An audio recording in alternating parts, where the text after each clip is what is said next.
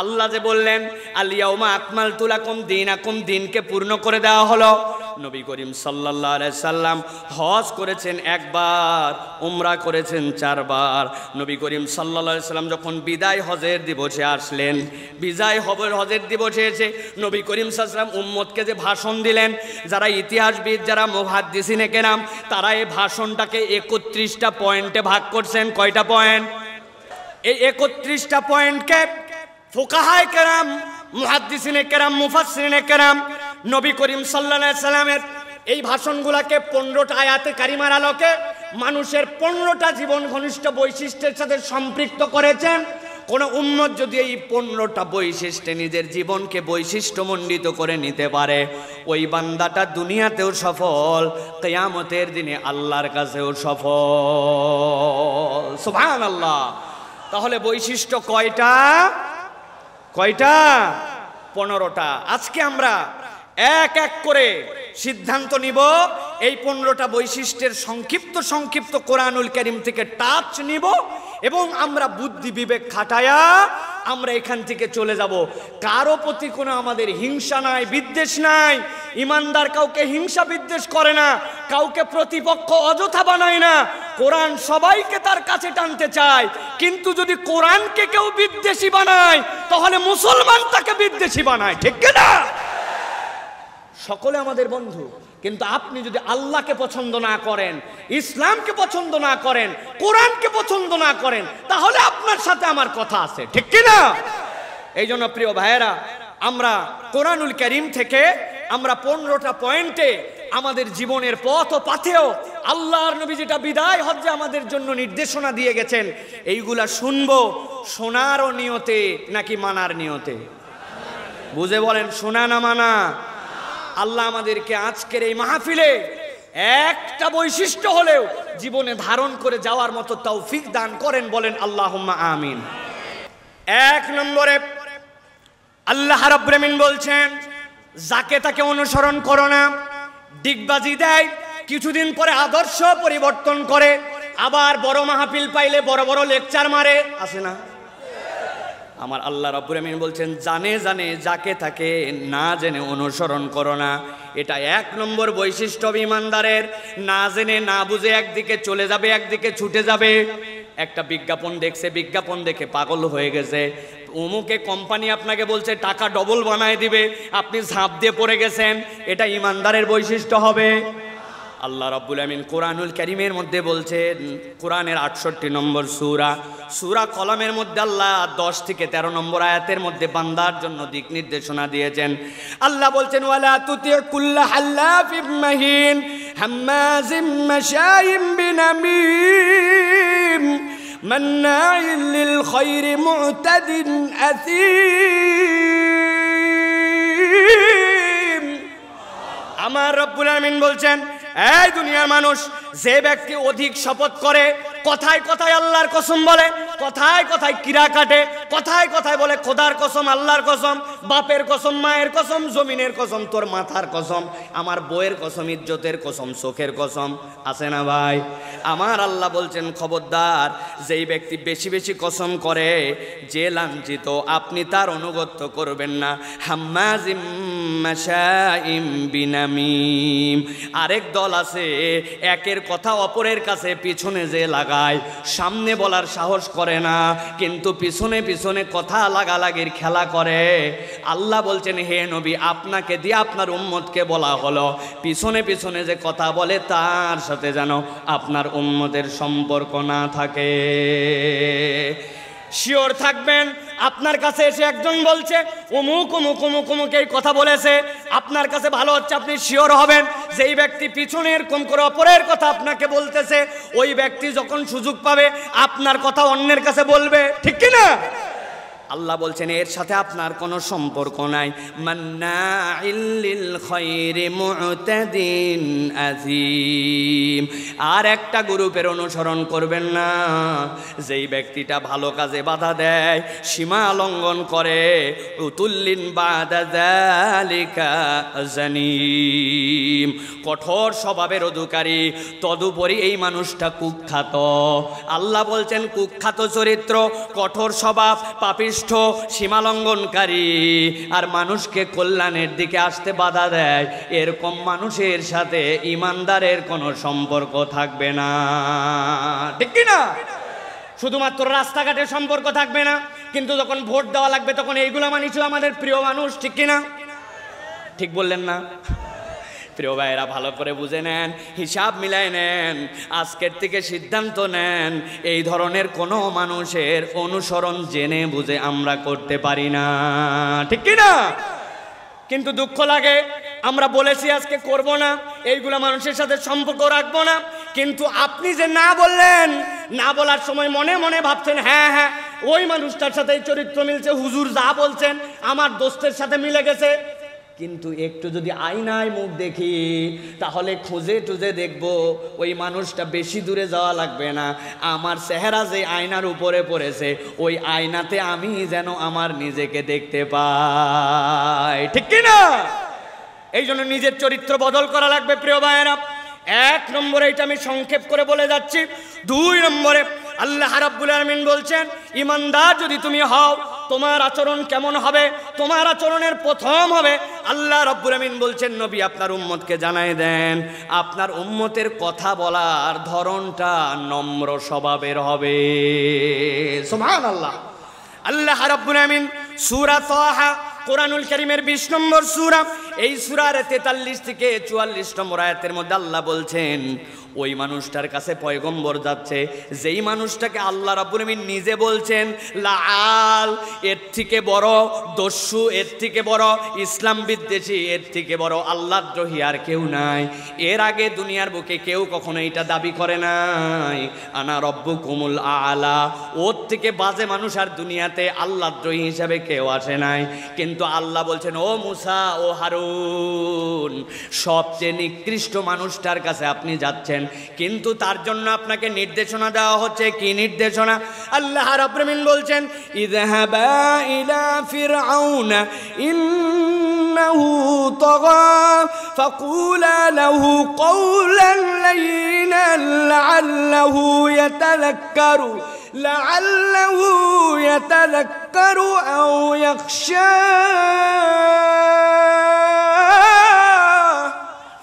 আমার আল্লাহ রাব্বুল আলামিন বলছেন ইযহাবা, আপনারা দুইজন যান ফেরাউনের কাছে। ওই ফেরাউন তো আল্লাহর দ্রোহিতা করেছে, ওই ফেরাউন নিজেকে রব্বুকুমুল আলা বলেছে, কিন্তু আমি আল্লাহ বললাম ওই পথভ্রষ্ট, ওই আল্লাহর দ্রোহী ওই মানুষটার কাছে যাবেন আপনারা। ফাকুলা লাহু কাওলান লাইয়িনা, তার সাথে কখনো গরম গরম কথা বলবেন না। গরম গরম কথা বলার দ্বারা তার পরিবর্তন হবে না। আল্লাহ বলছেন আপনি যদি নরম করে নম্র কথা বলেন, আশা করা যায় হয়তোবা সে স্মরণ করবে অথবা ভীত হয়ে যাবে। আল্লাহ রাব্বুল আলামিন 3 নম্বর নির্দেশনা দিচ্ছেন, বান্দা তোমাদের চলাফেরা হবে লজ্জা এবং শালীনতার সাথে। তোমাদের চলাফেরার মধ্যে লজ্জা এবং শালীনতা লাগবে। আল্লাহ রাব্বুল আলামিন সূরা নূর 24 নম্বর সূরার 27 নম্বর আয়াতের মধ্যে তাবৎ পৃথিবীর মানুষের জন্য বলছেন, নবীজির বিদায় হজের ভাষণের সামারি আল্লাহ বলছেন ইয়া আইয়ুহাল্লাযীনা আমানু লা তাদখুলু বুয়ুতান গায়রা বুয়ুতিকুম হাত্তা তাস্তানিসু ওয়া তুসাল্লিমু আলা আহলিহা যালিকুম খায়রুল লাকুম লাআল্লাকুম তাযাক্কারুন। আল্লাহ রাব্বুল আলামিন বলছেন ও দুনিয়ার মানুষ, আমি আল্লাহ রাব্বুল আলামিন দায়িত্ব দিলাম ইয়া আইয়ুহাল্লাযীনা আমানু লা তাদখুলু বুয়ুতান গায়রা বুয়ুতিকুম। তোমরা একজন আরেকজনের বাড়িতে আসতেছো, তোমার ভাইয়ের বাড়ি, তোমার পরিচিত বাড়ি, এমন কি তোমার নিজের বাড়িতেও যদি তুমি আসো, আল্লাহ বলছেন 1 নম্বর দায়িত্ব হবে অনুমতি নিয়ে নেওয়া, 2 নম্বর ওই পরিবারের প্রতি সালাম দেওয়া। কোনো বান্দা যদি এইটা করে আল্লাহ বলছেন যালিকুম খায়রুল লাকুম লাআল্লাকুম তাযাক্কারুন। বান্দা স্মরণে রেখো এইটা যদি করো এইটার মধ্যে তোমাদের জন্য কল্যাণ আছে। 4 নম্বরে খেয়াল করেন আল্লাহ রাব্বুল আলামিন বলছেন মানুষ হিসাবে আজকের থেকে ইমানদারদের দায়িত্ব দেওয়া হলো একজন অপরজনের প্রতি দয়া করবে, দয়াবান, দয়ার চরিত্র তাদের মধ্যে ঢুকে যাবে। আল্লাহ রাব্বুল আমিন কোরআনুল কারীম সূরা কসাস 28 নম্বর সূরার 77 নম্বর আয়াতের মধ্যে বলছেন, ওয়া আহসিন কামা আহসানাল্লাহু ইলাইক ওয়া লা তাবগিল ফাসাদা ফিল আরদি ইন্নাল্লাহা লা ইউহিব্বুল মুফসিদিন। রব্বুল আলামিন বলছেন ওয়া আহসিন কামা আহসানাল্লাহু ইলাইক, ভালো করে বোঝেন, এইটার খেতাব হচ্ছেন নবী সাল্লাল্লাহু আলাইহি সাল্লাম। কিন্তু আপনি যদি মনে করেন আল্লাহ আপনাকে বলছেন আপনি দয়া করেন যেরকম করে আপনার রব আপনাকে দয়া করছে, সুবহানাল্লাহ বলেন। আপনি একদিন সিদ্ধান্ত নেবেন 24 ঘন্টা এখানে একটা গাডার পেঁচায় দিলাম, দেওয়ার পরে এইভাবে চলাফেরা করব। ভাতটা যখন খাবেন এই 2 আঙ্গুল কিন্তু বন্ধ, এই 3টাতে তুলে খাওয়া লাগবে। একজন বলছে একটু সই করে দেন চেকে, কলম কিন্তু এরকম করে ধরে মারা লাগবে।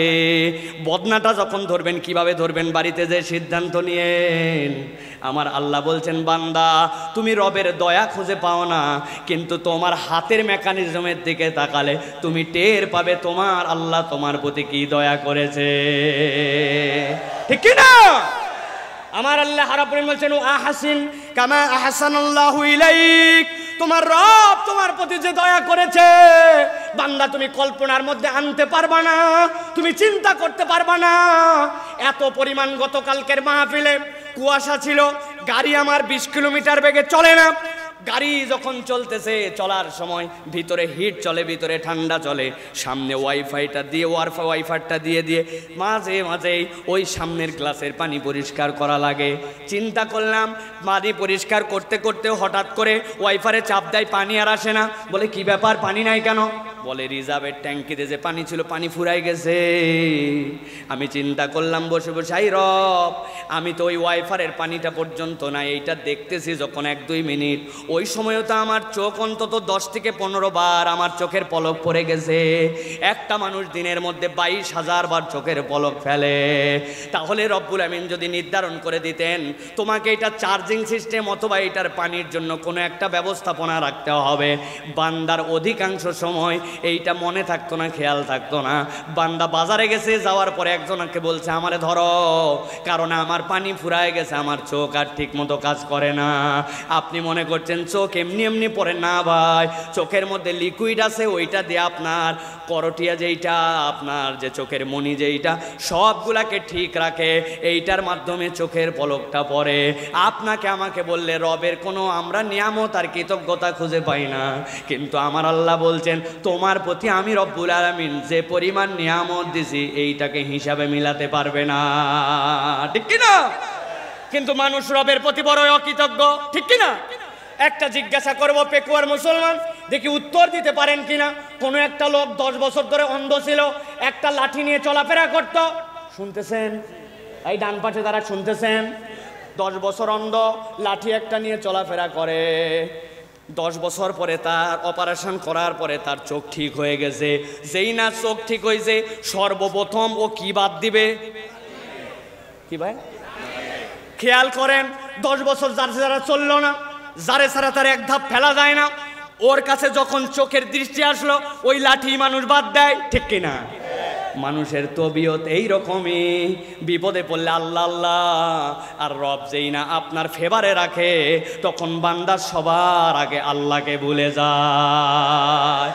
এই জন্য আল্লাহ রাব্বুল আলামিন বলছেন ওয়া আহসিন কামা আহসানাল্লাহু ইলাইক ولا تبغي الفساد في الأرض إن الله لا يحب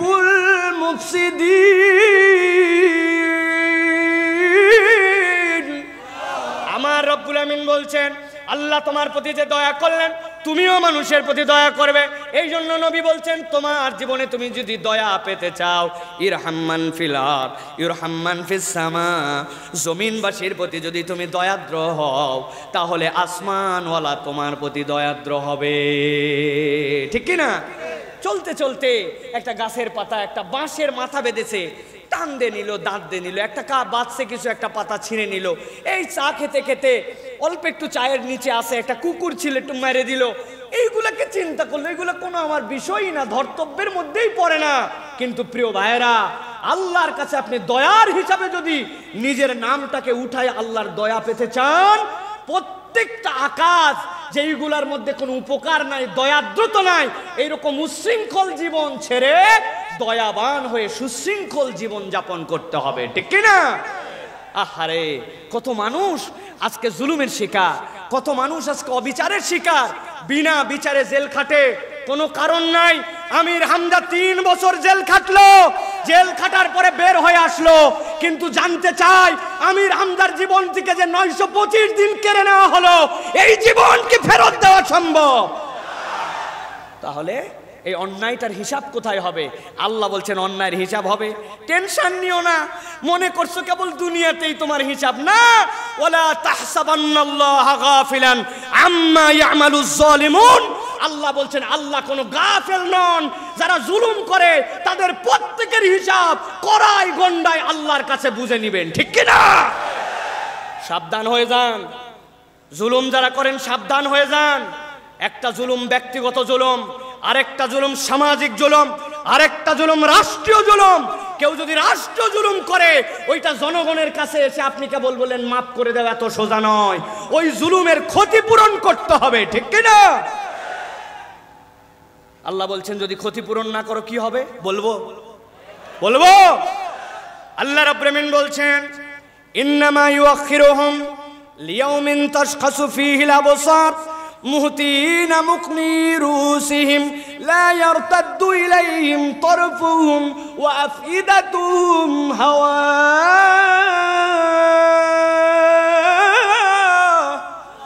আমার আল্লাহ বলছেন কিয়ামতের ময়দান যেদিন হবে, দিল নরম করেন, ঠান্ডা মাথায় বোঝেন। আল্লাহ রাব্বুল আমিন বলছেন কিয়ামতের ময়দান যেদিন হবে, ইন্নামা ইউআখিরুহুম লিয়াউমিন তাশখাসু ফীহিল আবসার। আল্লাহর কাছে যখন যাবে, চোখগুলাকে রব্বুল আমিন বিস্ফোরিত করে দিবেন, কোটর থেকে বেরিয়ে আসবে। আল্লাহ বলছেন যেই না কোটর থেকে বেরিয়ে আসবে, দুনিয়ার মানুষ বুঝে ফেলবে এইটা জুলুমের কেসের মধ্যে ধরা খেয়ে গেছে। আল্লাহ বলছেন মুহতিনা মুকনি রুসিহিম লা ইয়ারতাদ্দু ইলাইহিম তারফুহুম। চোখ বিস্ফোরিত হওয়ার পরে মাথাটা উপর দিকে হয়ে যাবে, ফেরেশতা পিঠের মধ্যে একটা বাড়ি দিবে। আল্লাহ বলছেন এই ডানেও ফিরবে না, বামেও ফিরবে না, গেডিটা সোজা হয়ে যাবে। এইটা 2 নম্বর তাদের পরিস্থিতি। 3 নম্বর তাদের জন্য ভয়াবহ পরিস্থিতি হবে। ওয়া আফইদাতুহুম হাওয়া। অন্তরটাকে রব্বুল আমিন ওই দিন চূড়ান্তভাবে তাদের হতাশ বানায় দিবেন। কথা বড় সোজা, কিন্তু মুহতিন এখানে হাত তুঞ্জের শব্দ এসেছে, এইটার মানে জানেন? আল্লাহ রাব্বুল আমিন যে বললেন অন্তর হতাশ বানাবেন, এটার ব্যাখ্যা কি? মুফাসসিররা বলছেন আল্লাহ রাব্বুল আমিন তার ইমানদার বান্দাদেরকে একটা পর্দার মধ্যে নেবেন, নেওয়ার পরে জিজ্ঞাসা করবেন ইকরা কিতাবাক কাফা বিনাফসিকাল ইয়াউমা আলাইকা হাসিবা। ও আমার বান্দা পড়তো তোর আমলনামা। বান্দা পড়ার পরে ঘাবড়ায় গেছে। আল্লাহ রাব্বুল আমিন এরপরে তার রহমতের চাদরে তাকে দিয়ে নিয়েছেন। নেওয়ার পরে আল্লাহ জিজ্ঞাসা করবেন বান্দা এই পাপ করছিলে? হ্যাঁ আল্লাহ করছিলাম। এই পাপ করছিলে? হ্যাঁ করছিলাম। এই পাপ। রব্বুল আমিন তার আমলনামায় শিরিক পান নাই আর জুলুম পান নাই। বান্দা যখন সব স্বীকার করবে, আল্লাহ বলবেন ও আমার বান্দা, দুনিয়ার বুকে আমি রহমান ছিলাম, কিন্তু আজকে রহিম রব আমি। বান্দা তোর দুনিয়ার গোপন গুনাহগুলা গোপন রেখেছিলাম, আজকেও বান্দা যা যা তোর গোপন গুনাহ গোপন রেখে আমি আজকে তোকে মাফ করে দিলাম। কিন্তু যেই বেটা জুলুম করে গেছে, দুনিয়ায় বিরাট বাহাদুরি, বিরাট পাওয়ার, ক্ষমতা, বড়াই, দাপট, টাকা, বারবার বারবার বারবার পাওয়ারের মঞ্চে ছিল, কাউকে গুনে নাই, ইচ্ছা মতো মানুষকে শাস্তি দিয়েছে, ইচ্ছা মতো মানুষের নামে জেল জুলুম অবিচার অন্যায় করেছে। আল্লাহ বলছেন ওয়াফিদাতুহুম হাওয়া।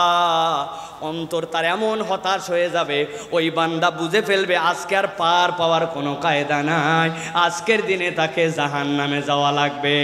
তাহলে আল্লাহর বিচার আছে কি না? কথা বলেন, আছে কি নাই? দুনিয়াতেও বিচার আছে।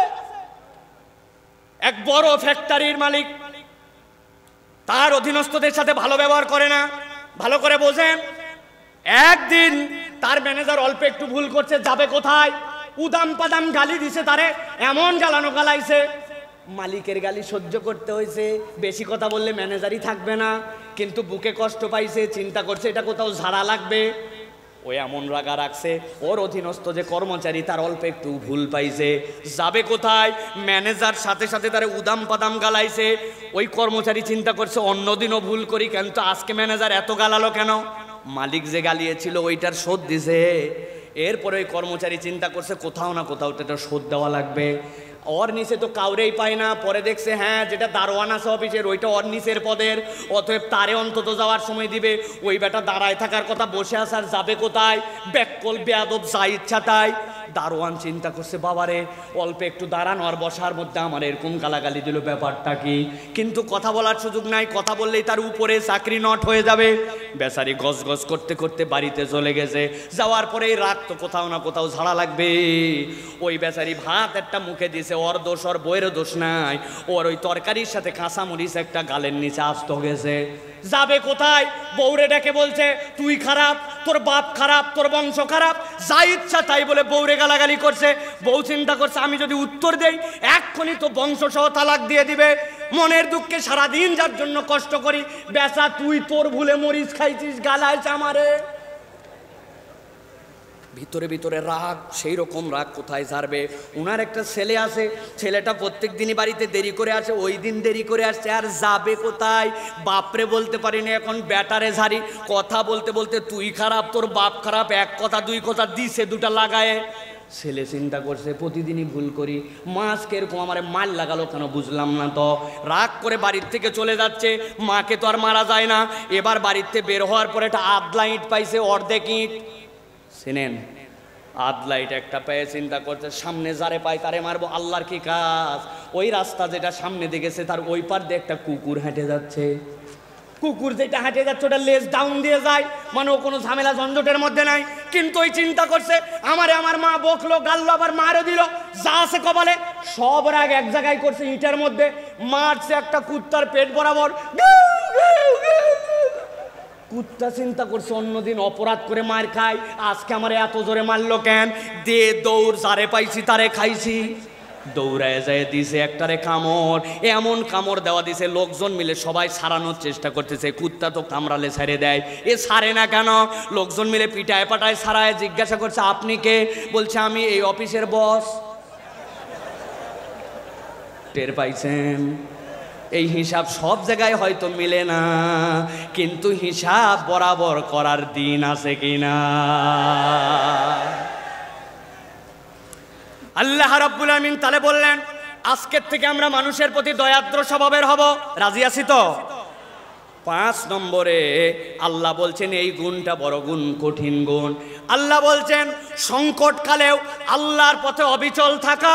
যখন তোমার জন্য অনুকূল পরিবেশ, ওই পরিবেশে তো সবাই আল্লাহর উপরে তাওয়াক্কুল, আল্লাহর দিকে থাকতে পারে। কিন্তু যখন প্রতিকূল পরিবেশ, আপনার পরিবেশটা আপনার অনুকূল নয়, ওই সময় আল্লাহর পথে অবিচল এবং অটল থাকা। কোরআনুল কারীমের 31 নম্বর সূরা, সূরা লোকমান, সূরা লোকমানের 17 নম্বর আয়াতে আল্লাহ রাব্বুল আলামিন লোকমান আলাইহিস সালামের মুখ দিয়ে তার সন্তানকে উপদেশ দেওয়াচ্ছেন। হযরত লোকমান বলছেন ইয়া বুনাইয়া আকিমিস সালাতা ওয়া'মুর বিল মা'রুফ ওয়ানহা আনিল মুনকার ওয়াসবির আলা মা সাবাক ইন্না যালিকা মিন আযমিল উমুর।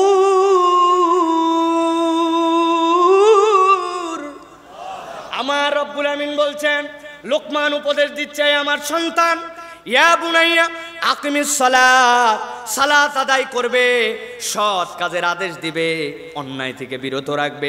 ওয়াসবির আলা মা আসাবাক, বিপদ যখন আসবে ওই সময়ে তুমি ধৈর্য ধরে রাখবে। বিপদে ধৈর্য ধরে রাখাটাই হচ্ছে প্রকৃত মুমিনের স্বভাব, ঠিক কি না?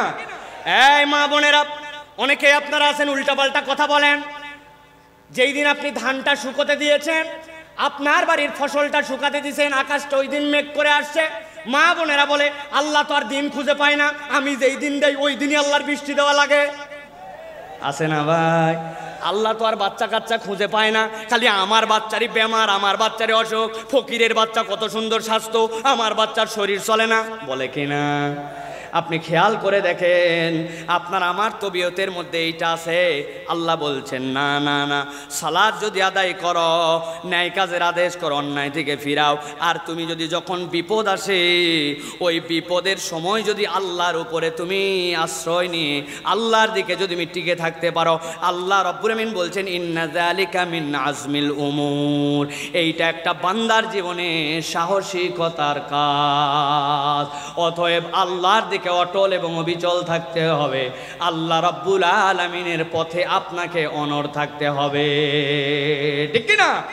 খোঁচা দিবে আপনাকে, এই বয়সে দাঁড়িয়ে রেখে হুজুর হয়ে গেলি, দেখি আবার টাকনুর উপরে কাপড় পরা ধরছিস, ইসলাম ইসলাম খুব করিস, বিরাট হুজুর হয়ে গেছিস। আপনি চিন্তা করছেন হিরিব বাবারে আমারে হুজুর বলে খোঁচা দিল, দাড়ি দিয়ে খোঁচা দিল। আপনি সেলুন আড়ালে যায় বলছেন প্রথমেই শ্বাস দিও না, প্রথমে 3 নম্বরটা দাও, আস্তে আস্তে কমায়, আছে না? খবরদার খবরদার, দুনিয়ার কারো কথাবার্তায় আল্লাহর দিক থেকে পথ হারা হওয়া যাবে না, ঠিক কি না? লোভ আসবে আপনার পথে, অনেক ধরনের বিপদ আসবে, অনেক ধরনের আপনার সামনে প্রলোভন আসবে।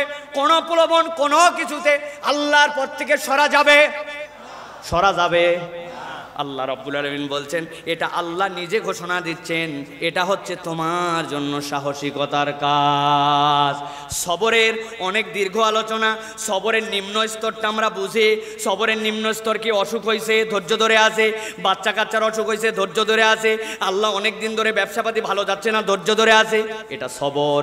কিন্তু এটা সবরে উলিয়া নয়, সবরের নিম্ন স্তর এটা। সবরে উলিয়া হচ্ছে মা আমার আল্লাহু লাক, আল্লাহ যা আপনাকে নির্দেশ দিয়েছেন, ওয়া মা নাহাল্লাহু আনহু, আর আল্লাহ যা থেকে আপনাকে নিষেধ করেছেন। আল্লাহর দুনিয়া একদিকে, আল্লাহর হুকুম একদিকে, আল্লাহর দুনিয়া বাকিটা একদিকে, আল্লাহর নিষেধ আপনার জীবনে একদিকে, আল্লাহর আদেশের প্রতি আপনি অবিচল, ঠিক কি না?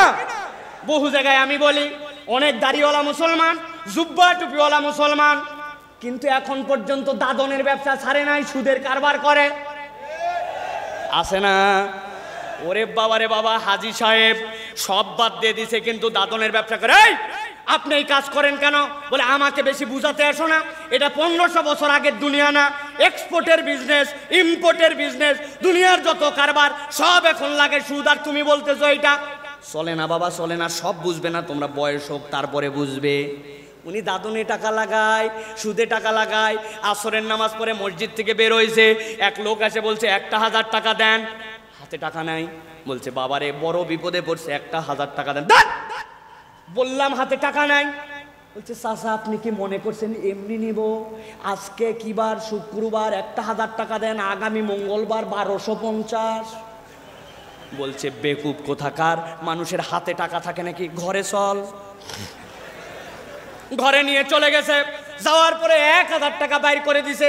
দেওয়ার পরে বলছে লাগলে আরো বল, তোর চাষিও কিন্তু এই কারবার করতেছে, তবে যা করবি তাড়াতাড়ি কর। ছোট দিনের বেলা মাগরিবের আজান হচ্ছে, আমি কিন্তু মসজিদে যাই মাগরিবের নামাজ ধরবো। আসরের নামাজ পড়ে এসে মাগরিবের নামাজ ধরার পেরেশানি দেখায়, কিন্তু আল্লাহর বিধানে সবর করে সুদের কারবার থেকে বের হতে পারে না, আছে কি না?